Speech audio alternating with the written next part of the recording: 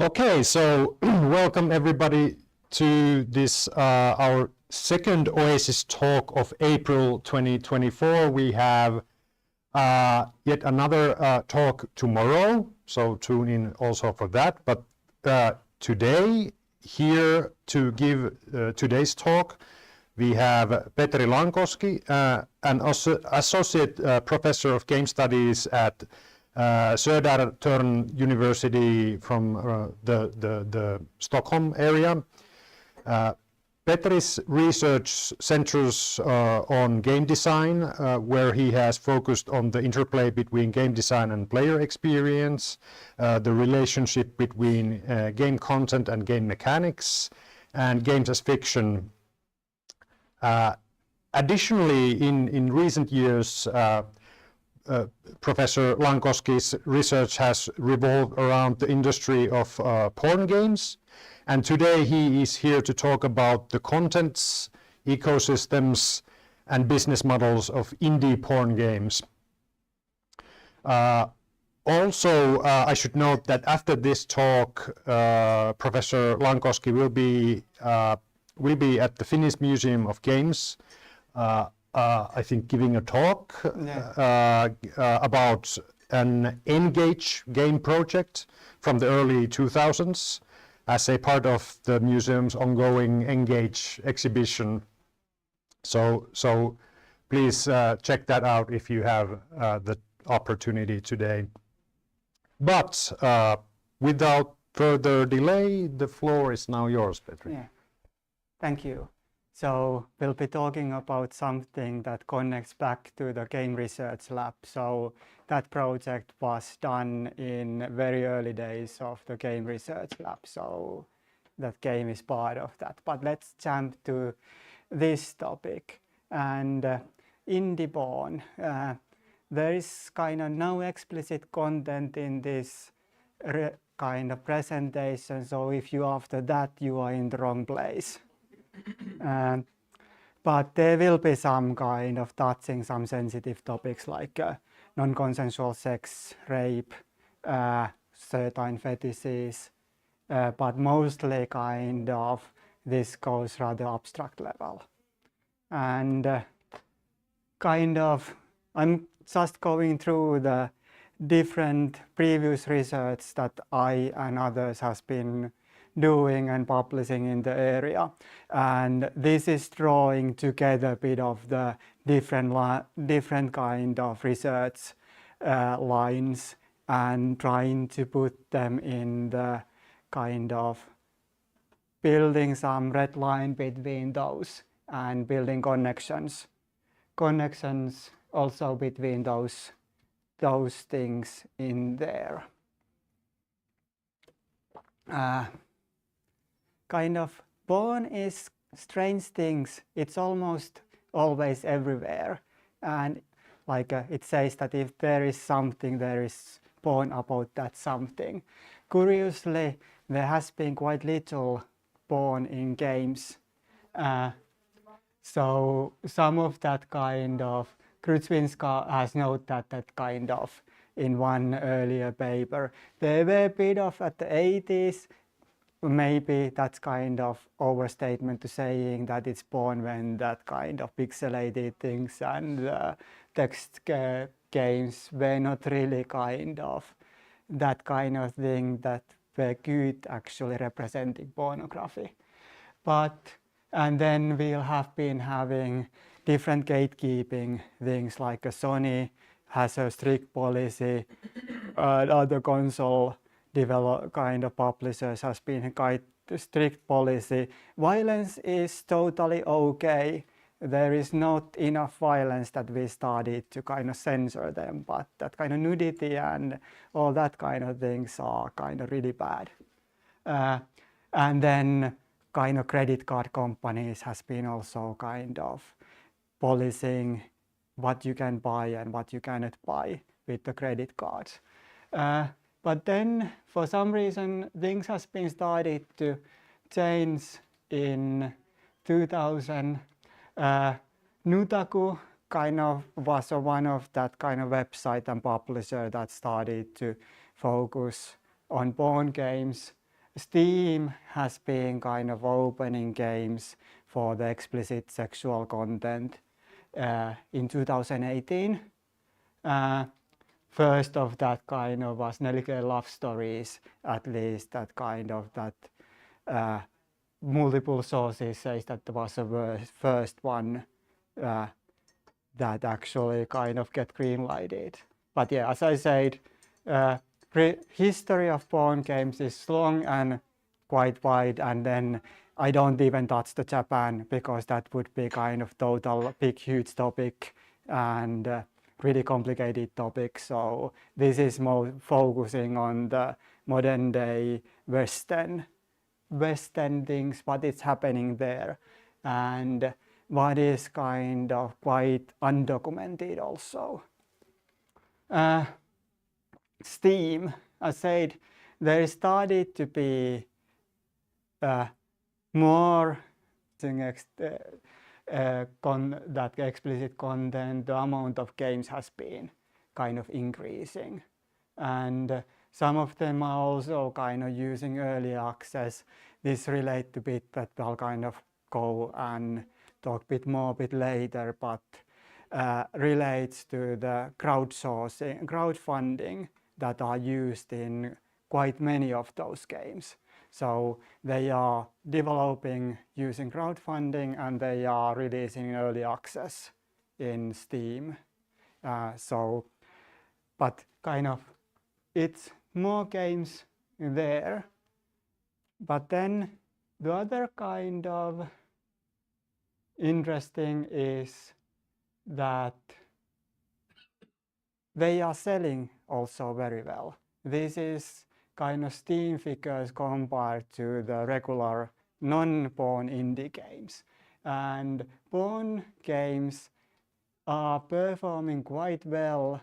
They are not really kind of going very low sales figures, but they are more in the mid-range or good, but they are kind of, there is no that kind of big hits like other indie game like these over 7 million sales. And then that other is Patreon top funding, and Black Dot is all different, all type of the Patreon projects. Middle one is porn games, and then the triangles are all kind of games, other type of the games in Patreon, and porn games outperform their regular games, and they are even in the top performing Patreon project in terms of the amount of people that are funding them. Not the top one, but there was point that Summertime Saga was third most funded project in terms of counting how many people are funding that. So there are some kind of change, at least in that kind of ways that access to the porn games has been started to change.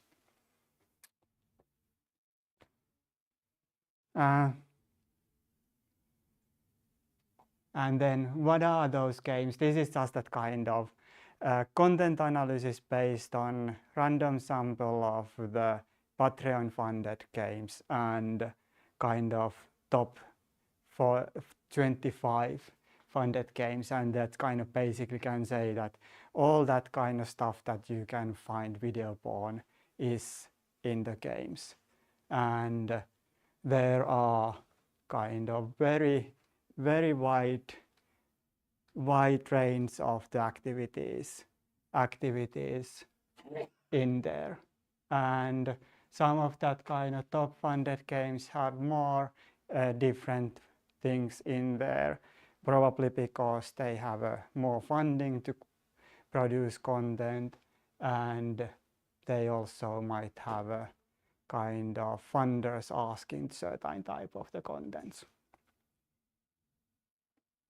Well, as I said, the porn content follows quite much conventions for the porn films. But what is kind of comes probably within games is that the amount of porn is quite little compared to porn films. So there is so much of storytelling or gameplay before you usually get to the actual explicit content. And that's kind of goes to the game mechanical logic, progression structures, an idea that the games should have some kind of challenges. Porn is used as a reward, and then the challenges and stories around that kind of are motivating to getting to the motivating challenges and motivating then the reward. Most of the content is very heteronormative, and there is also a lot of heteronormatized same-sex sex, meaning that kind of homosexual content is not usually very typical. There are some games, but they are quite minority. Non-binaries, binary content is also quite low. If some game contain those kind of things, kind of non-binary or homosexual, they are most likely behind the opt-in or opt-out mechanism, so that you can kind of ensure that you are not encountering those kind of contents. And some of the games even that kind of, if they haven't put them in opt-out mechanic, they have needed to, while the Patreon kind of development, funded development has been going, they have been kind of taking back the features and then putting opt-in mechanics or opt-out kind of in there to hide those from the people that are not kind of wanting to encounter them. But their reason is that there are demand for those kind of content, but then there is also kind of demand to keep the bigger project at least as a really heteronormative kind of representation space. Also kind of the content what we'll see in the games matches quite well to the typical type of the sexual fantasies, and what is that kind of more regular sexual fantasies and less regular sexual fantasies. The content of these games kind of follow same logic, that what is less popular or less typical sexual fantasy is also less typical content in these games. With some exception, which comes with the non-consensual sex or kind of rape content, which is way higher than in the sexual fantasies. There is quite big proportion of those things, and like Patreon has certain rules that limits what can be funded there. Steam is kind of very liberal in terms of the content compared to Patreon. So what Patreon don't allow, Steam typically allows. But when the quite many of the games has been kind of funded by Patreon model, they need to follow that kind of rule set. And glorification of sexual violence is not allowed in there, and then incest content is not allowed. So both are quite kind of popular content types. And then there are kind of keywords that are communicating that there are these contents, but not saying that there are these contents. Like sleep sex, corruption. Sleep sex is basically rape. Corruption is kind of not consensual, but kind of manipulating somebody to do sexual things and usually end up liking to do those things. Incest codes are landlady, roommate. If you see those in the games, that's kind of hinting that they're kind of quite explicitly saying that it's the incest content in these games. Incest and porn seems to be kind of, porn film also kind of seems to be quite popular genre.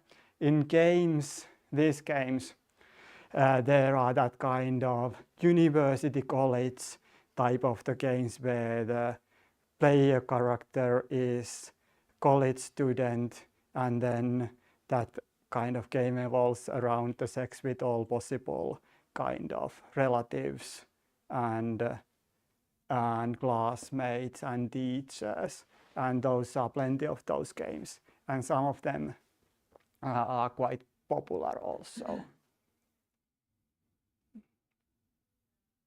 Steam, this is from the Steam content, that how they are kind of using what kind of gameplay genres there are and how they are kind of matching with the visual style. So visual novels basically kind of do some choices and click space to get forward. Adventure games, they are kind of from point of click adventure games to that kind of Skyrim type of the adventure game. I don't make distinction on those because it's really hard to kind of fall line when something is RPG or when it's adventure game, unless you have a really kind of really that kind of distinct examples. Then management, survival, horror, and then kind of types of the modes of that kind of 3D photorealistic, 3D cartoon and cartoon. Basically cartoon is usually hand-drawn things. 3D is rendered, 3D cartoon is rendered but cartoon style. And then the photorealistic is kind of rendered in photorealistic style. There kind of I see there are not always examples on all the types, and kind of this is bit of that kind of expensive line in at least in adventure game is photorealistic, and adventure game requires quite much money to develop those. And that kind of horror and porn seems to be kind of people being able to match those, even that they don't see kind of really good match. There are plenty of porn, horror or monster porn. In addition, that kind of Japanese type of tentacles, but other type of other type of things like vampires and dragons and orcs and so on, and used in there, which is kind of one also set of games. That example is basically horror, survival horror with rape content, and which is a bit of strange kind of explicit game when you kind of only way to get the porn content is kind of lose the battle and die and get raped, and then kind of your player character get raped, which but yeah, there are very different things there, and there are kind of dating. Many of these actually contain dating sim elements, so I'm not kind of put it up as a own thing, but as that kind of thing that it's many cases come with the many other genres and tied in there. Puzzle games and cartoons, there are that kind of, Steam has plenty of that kind of pin-up puzzle games. It seems that they are cheap to produce and people are still buying them. And then there are other type of the the matches, like a tower defense and dollhouse, probably many more, because this is based on the random sample. We don't know what there is outside of the random sample very well.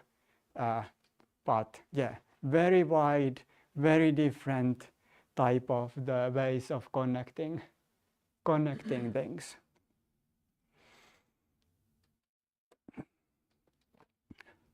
And then milieu is basically that kind of fictional genre. And as I said a bit of earlier, there is one set of that kind of big set of games, drama, college kind of university college drama, and workspace drama. And that category is something that we don't really see in the settings of the regular video games. Those kind of settings is really kind of not existing. There are some things like Canis Canim edit would be going in that category, kind of, but that's not many in there.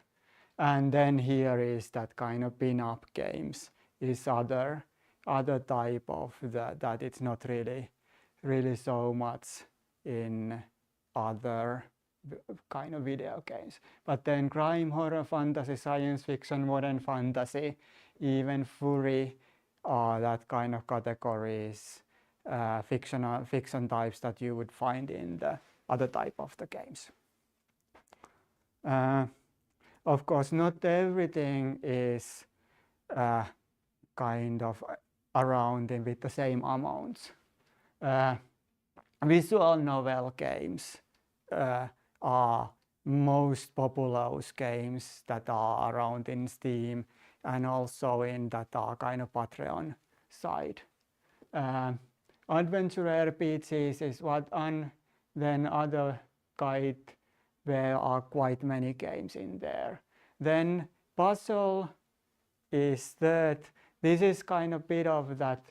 Steam has those, but we haven't seen evidence that Patreon funding or fantasy are kind of quite most popular kind of settings in there. And little amount of complex games, really complex games in Steam, like Carnal Instinct, Wildlife, they are Elder Scroll type of the RPGs, and they are quite rare, and of course that's quite understandable. They are quite expensive to develop and also require skill sets that are quite wide. It's not that kind of visual novels. You usually kind of write, if you have a writing skills, you can get far. But the 3D moving games requires really kind of programming skills, development skills, modeling, and putting those things together.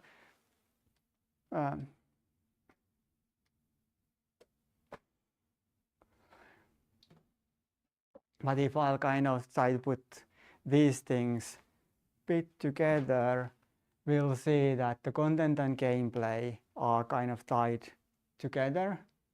The kind of progression logic is there, which kind of makes the game porn bit different than kind of video porn, and those kind of ties are interweaving within the game logic, but also kind of porn logic.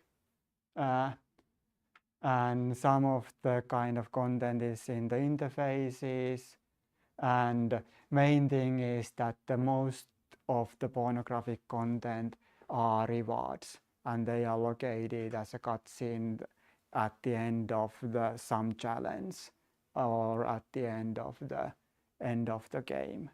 And then there are those oddities that kind of doesn't really match this. I'll kind of quickly go through a bit of the couple of examples of the developers before I'll then jump into the bit of the looking what is ecosystem and business side of these games. And these are both quite old developers and really successful. And NDL started kind of at the 2016 in games. He was doing, I think it's kind of saying he, even that I'm not 100% sure, but he started with the comics, porn comics, and moved to the games. Dr. Pinkcake started with the games, and those both are kind of on the Patreon side. Then the Darker Studio was the first one, was doing the kind of managed to get the explicit content in the Steam. But that is basically there to get a bit of that kind of timeline there. And then Darker Studios is also kind of using different funding model. They are doing Kickstarter, and Dr. Pinkcake and NTL has been doing Patreon. And they are kind of both releasing games quite regularly. And Dr. Pinkcake has acting less a small game first, and then bigger game, and then Being Dick is college drama, which has a season 1, season 2, season 3 is in the development. And then NDL has a kind of smaller games at the beginning. Those early games are actually something that he's not anymore advertising anywhere. You can find them if you search, but they are kind of, the quality-wise they are not really great. So I think that he is kind of pushing them away. And then they are also not kind of incest content, rapey, more rapey than the later ones. And some of the changes in the content just relates to the how the Patreon is policing things. But yeah, as I said, they are doing well. The Patreon, you can get the amount of funders out, and if the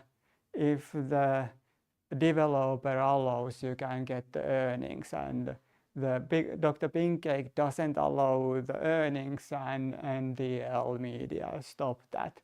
But they have a kind of over 12,000 Patreons, and kind of relation between funding and Patreon is kind of the most likely that one, that it's early in that. So they are getting quite nicely money to the development. And I know that the NTL is one guy production, so it's one guy doing everything, maybe buying assets. So he's doing fine. Dr. Pinkcake is probably one guy production also, one person production. So they are doing nicely, and then they are selling the games when they are ready. They start to selling them on Steam, and those are also kind of selling nicely. So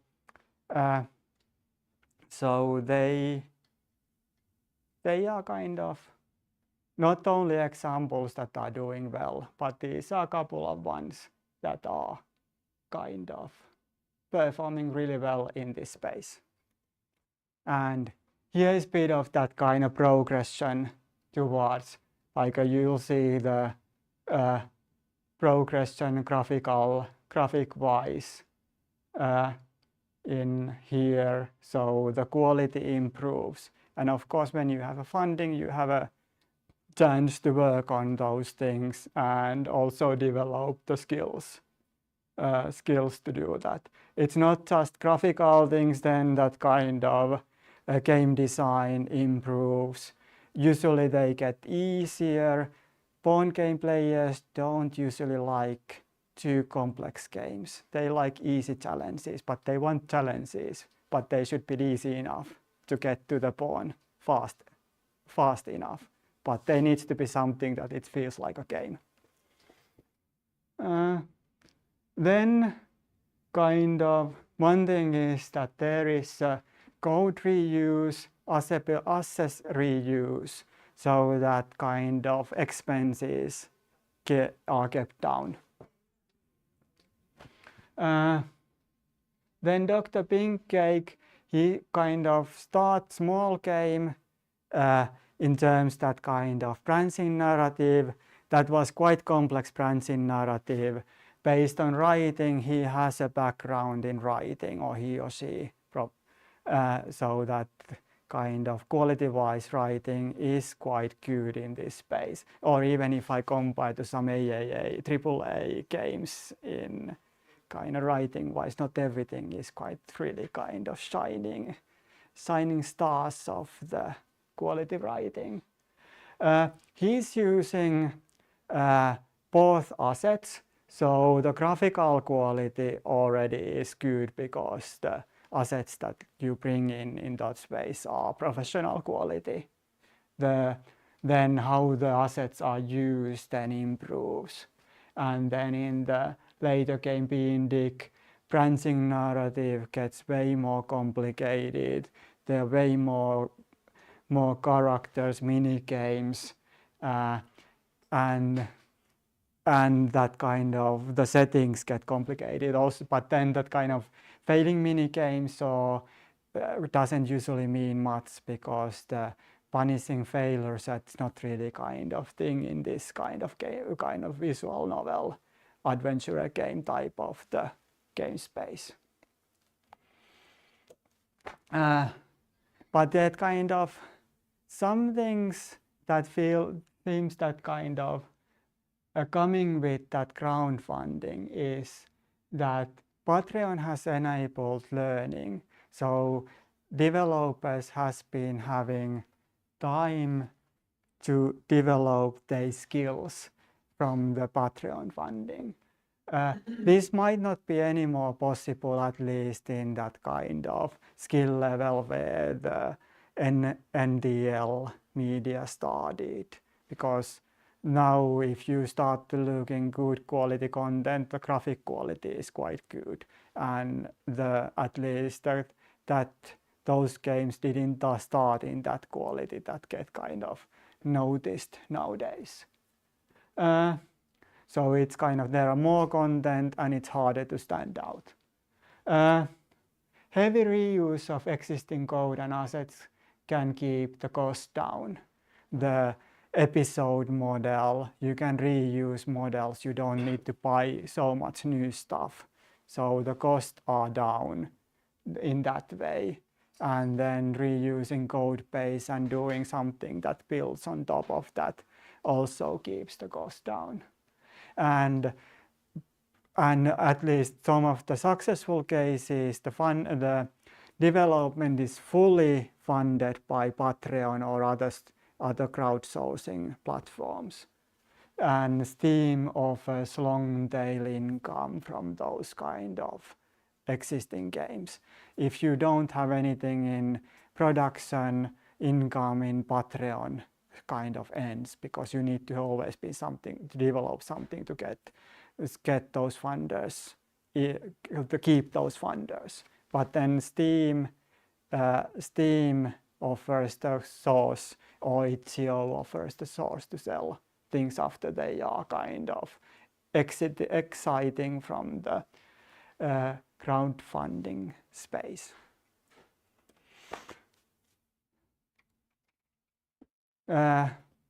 Ecosystems, bit of that I've been touching this, but already kind of there are multiple different things that kind of interact in this space.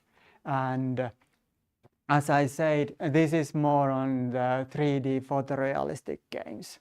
And their asset sources, like asset stores, are really kind of big part of the development. It's rarity that somebody would develop 3D assets by themselves. Many do texture work and fine touching work, but the kind of basic animations and 3D models are both. Rats 3D is one of that kind of higher kind of most used sources. Then Honey Select, which is kind of Japanese game, is other one. And this is basically illegal reuse of the 3D assets from the game. But people don't really get the kind of problems when the game is Japanese and the Japanese companies are at least not so far kind of taking people in the court in Europe. There was somebody zoning the Honey Select European version rights here in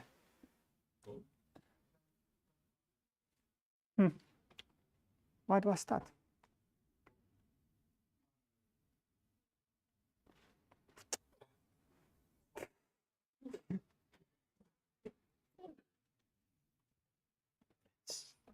Yeah, that kind of PowerPoint just vanished and pop up back. It's quickly. Yeah, that's one. That's yeah. It's just yeah, crashed. yeah. But when the developers were using the assets from the Japanese game, it wasn't really kind of easy to take it kind of legal actions there. Then there is also kind of commission work. There are, for example, Patreon has artists that you can kind of go there and then you can ask them to produce things, or you can just kind of commission people to do that. So there are kind of small artist community or kind of programmers community that kind of can be hired. Then all these games are kind of heavily using game engines. Renbu is the one that is mostly used for the visual novels. Unity is in visual novel and a bit of the other type of the games.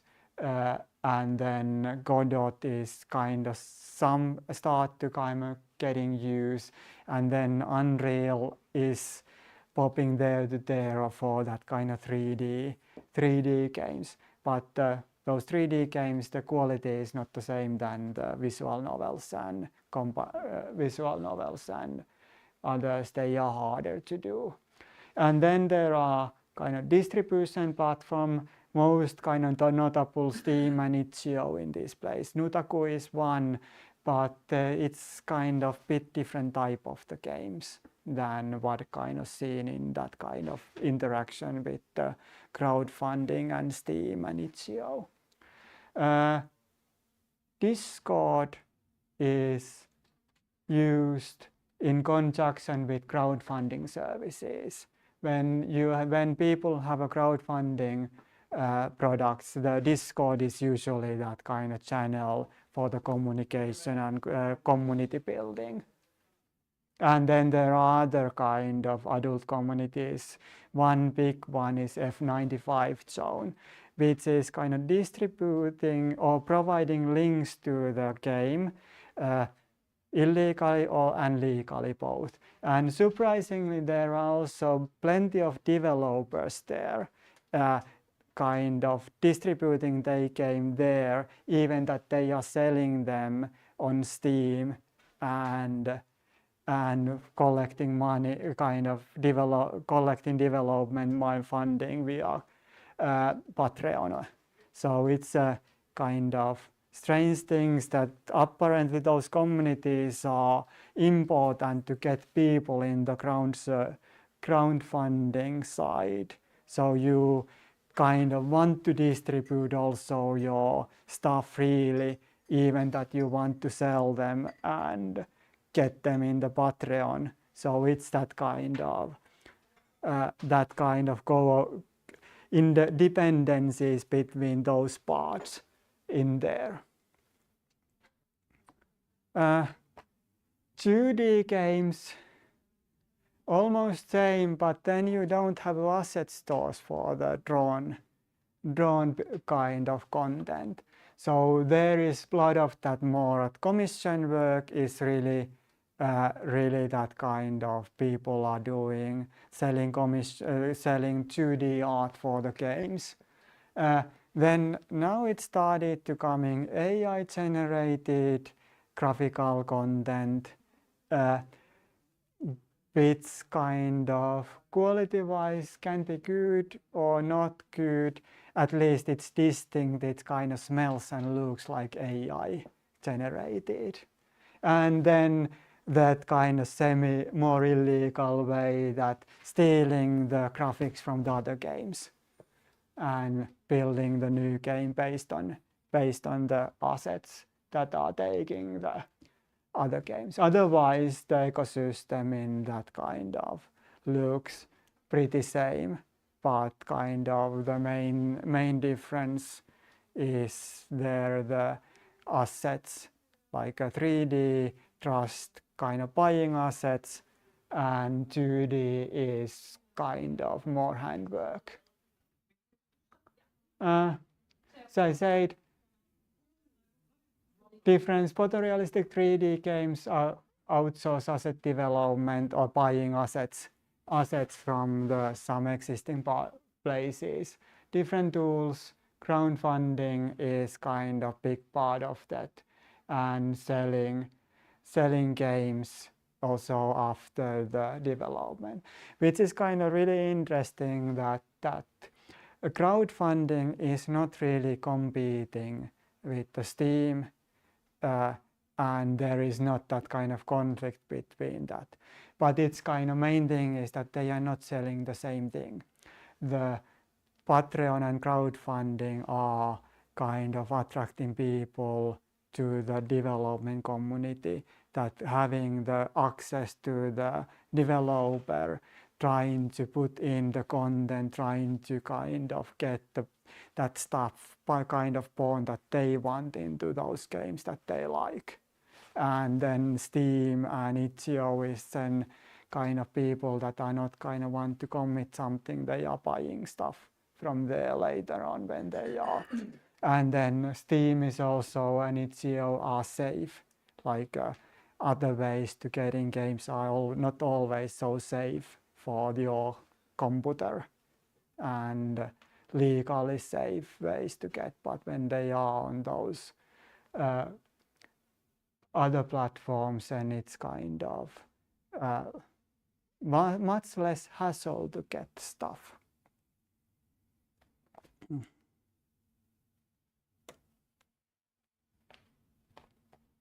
Yeah, and basically a bit of the recap of this. Porn games are moving from the shadows to the mainstream platforms.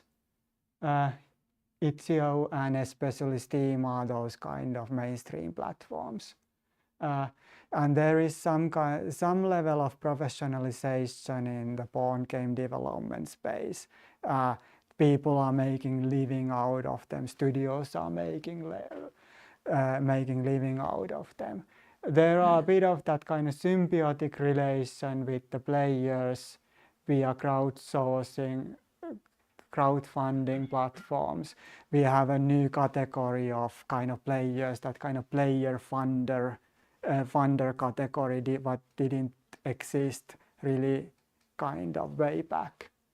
And like these games borrow the conventions and utilize much of the game conventions and porn tropes and put them together where it comes something bit different things. That was basically quick overview of 4 big papers and trying to connect them. Thank you, and if you have questions.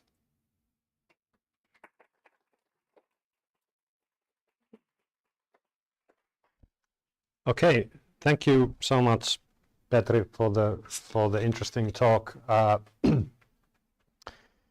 There are perhaps questions from the audience. I have at least some questions. I mean, if we talk, since we're talking about Patreon and sort of crowdfunding in that kind of monthly way, like each month you fund the creator, and you kind of were touching on this in the talk, I think, but like what is the incentive there? Like do the funders get like monthly rewards in terms of like? Yeah, the kind of the rewards.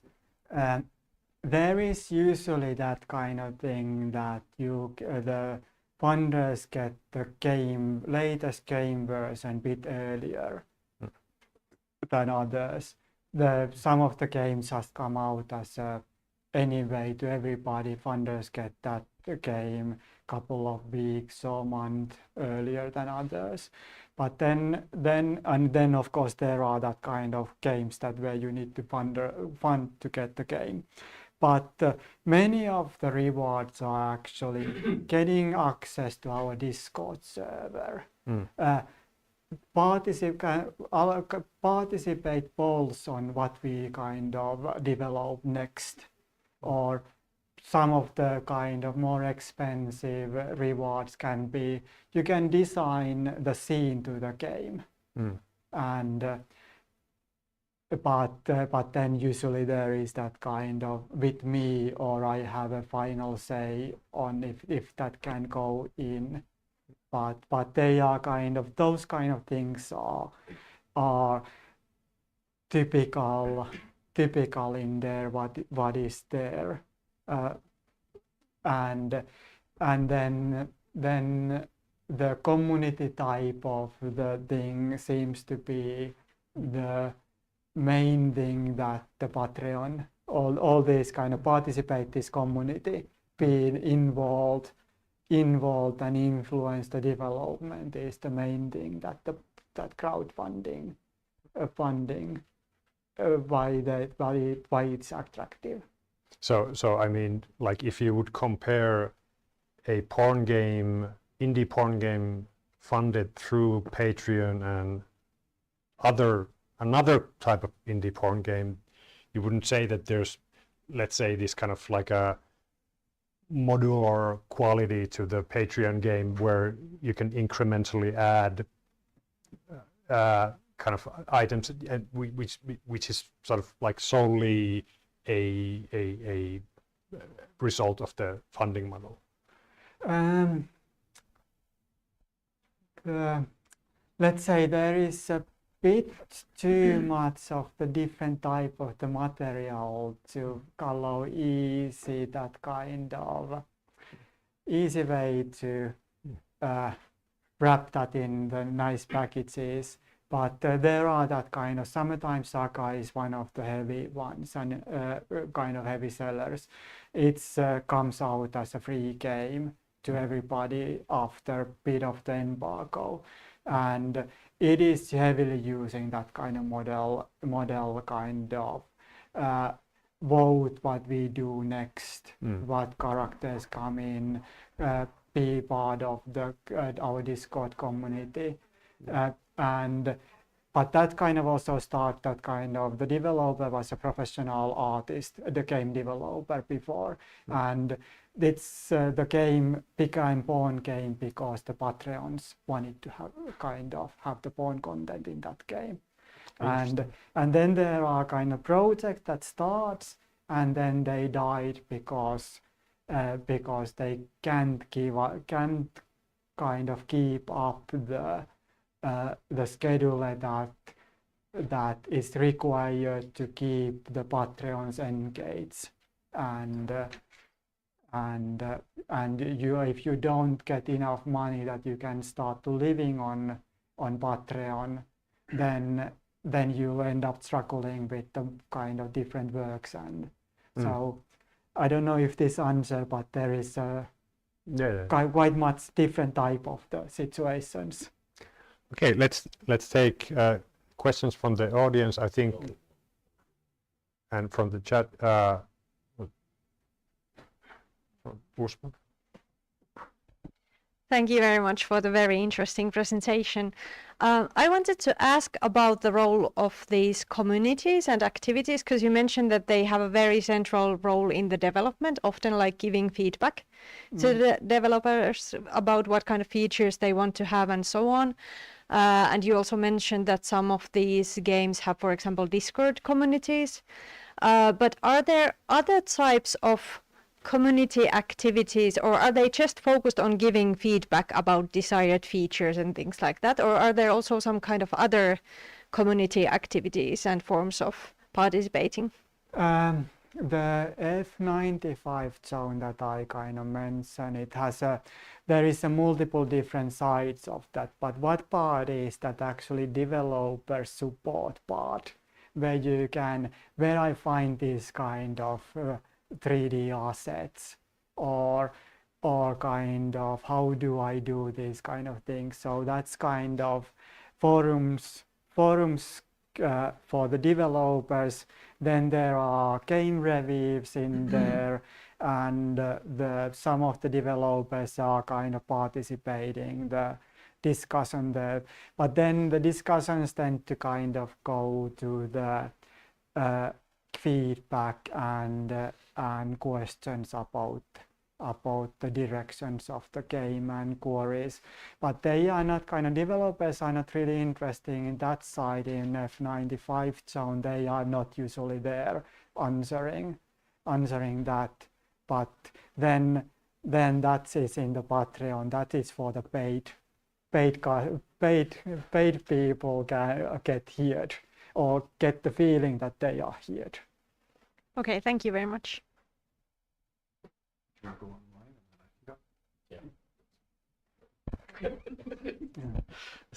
Yeah. So there was one question online from Antonia Pomposini. I hopefully didn't butcher the name. It was, with this pawn games leaving the shadows, what do you make of the Steam's new feature to buy games but keep them hidden from your library? That's actually kind of required to make the pawn games popular and kind of sellable product. The other alternative is that some of the people that are writing reviews is that I play pawn games in my main account, so what type of the comments there. So that kind of different accounts are hiding things. I think it's kind of really kind of necessary to being able to sell these kind of products. Yeah, no, it was really interesting. So I've got kind of two questions. So one thing that I'm curious about is, so for like Dr. Pink Cake or NTL, how do you have a sense of how many developers are working on these as part of these groups? Because I'm sort of doing the mental calculus of like how much money are they going to make each month as a sustainable. NTL has been giving 1 or 2 interviews, and there I'll kind of get. I think that he says that he's working alone, and then the Dr. Pink Cake has been in F95 zone, at least in the early days. Now it's not anymore. And how that interacts, I get the feeling that it's one person. That was one person. Then there are kind of production like that are groups, and then kind of one thing about the groups are that they kind of, some of the groups are coming from the Russia. And there the same amount of money that kind of wouldn't be not really kind of feasible here, but in that area that it's kind of can support small studio. So I think maybe that's a segue to the second question, which is, so my first thought was like, aren't all porn game devs indie, or is there kind of a AAA porn game scene? Just because I have no idea. Well, hard to say. There are a couple of that kind of Patreon project that kind of are seems to be aiming to the AAA space, like Wildlife and what was that other project? But yeah, they are getting quite much funding on Patreon. They are, at least one is kind of coming into Steam, and the production quality aims to be in that space. I haven't played those, so I can't say if they are like what they are kind of advertising, or do they get where they kind of state that they kind of ambition is, because they has been long time early in development, because those are really kind of early development is long phase in those type of the games.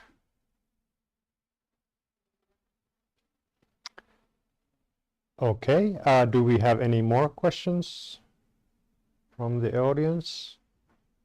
If not, I think we will give last round of applause to Professor Lankoski and